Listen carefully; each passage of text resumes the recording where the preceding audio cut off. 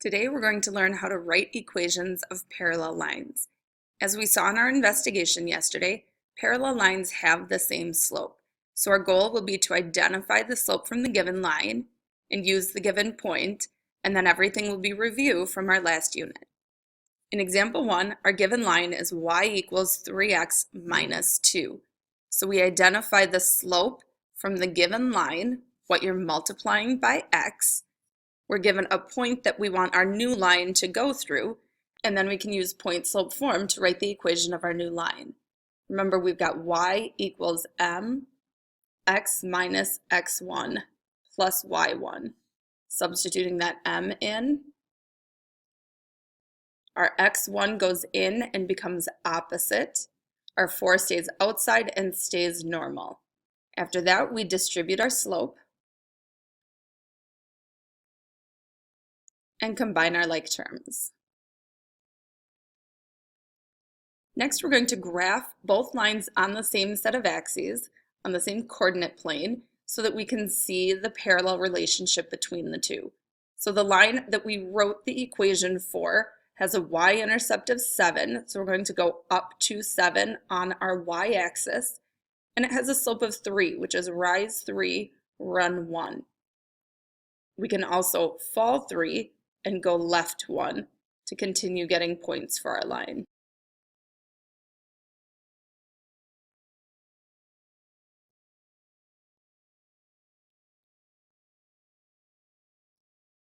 So that's the graph of our new line. Now we're going to graph the line that we were given. It had a y-intercept of -2, so we go down 2 on our y-axis. And again, that rate of change, that slope, is 3. So we're going to rise 3, run 1. So we can see that relationship. When two lines have the same slope or the same rate of change, they're traveling parallel to one another. All right, let's take a look at one that's a little bit more difficult. This time our given line has a slope that is a fraction. And we've got this point -2, 2. We're going to set up that point slope form again, y equals m x minus x1 plus y1. Substituting that slope in for m. Substituting that -2 into the parentheses, it becomes opposite. And that +2 stays on the outside and stays normal. And then we can distribute that -1/2. -1/2 times 2, the 2's cancel, and we're left with -1. -1 plus 2, combining our like terms, gives us +1. Graphing these two lines, the line that we wrote the equation for has a y-intercept of 1 and a slope of -1/2. Make sure your line is falling when you have a negative slope. So you can go down and to the right, or you can go up and left to get your negative slope.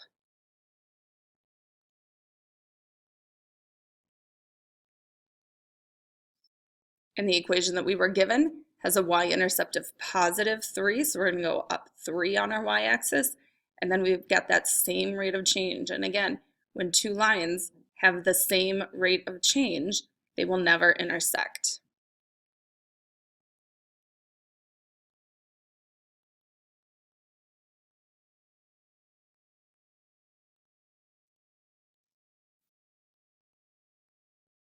We're getting even more challenging. This time our fraction has a numerator that is not 1, so our slope is 2/3. The point we were given is -9, -7. Setting up our equation, y equals m x minus x1 plus y1. Substituting in that slope of 2/3. The -9 goes into the parentheses, becomes opposite. The -7 goes on the outside and stays negative. Distributing that 2/3. I'll show my work on this one. We've got a +2/3 times 9. A lot of you like to set that up as the 9/1. Don't lose that -7 if you need to show your work for the multiplying by the fraction. Or another option would be to show that work for multiplying the fraction off to the side before you put it back into your equation. 3 goes into 9 3 times, and we're left with 2 times 3, or 6. So we have y equals 2/3 x plus 6 minus 7. which gives us an equation of y equals 2/3 x minus 1. Graphing that equation we just wrote, we have a y-intercept of -1, so we start down 1 on our y-axis, and a slope of 2/3, so we're going to rise 2 and run 3. Remember, when your line has a positive slope, it should be rising. When your line has a negative slope, it should fall. Make sure that your graph matches your equation.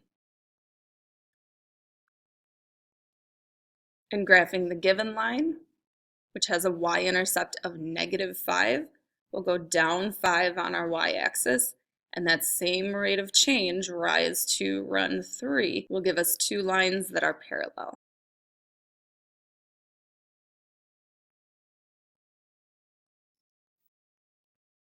One last example, this time we've got a special line.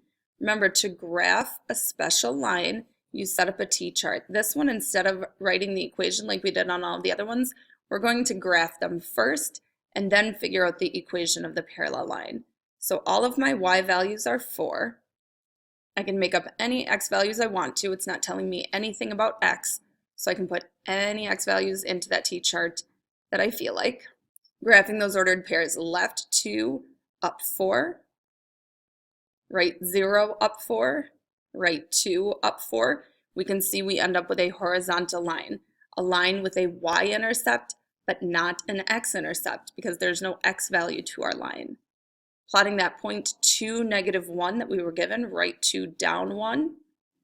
In order for my line, my new line, to be parallel to my blue line, my old line, it also needs to be horizontal. So notice that my new line has a y-intercept, not an x one, and the y value is -1. When you're writing equations of lines parallel to a special line, they have the same special quality to them. They'll either both be y equals or they'll both be x equals. You have 2 U-Try questions today. Please attempt them to the best of your ability and come to class ready to talk about what you understood and what you still need some support with.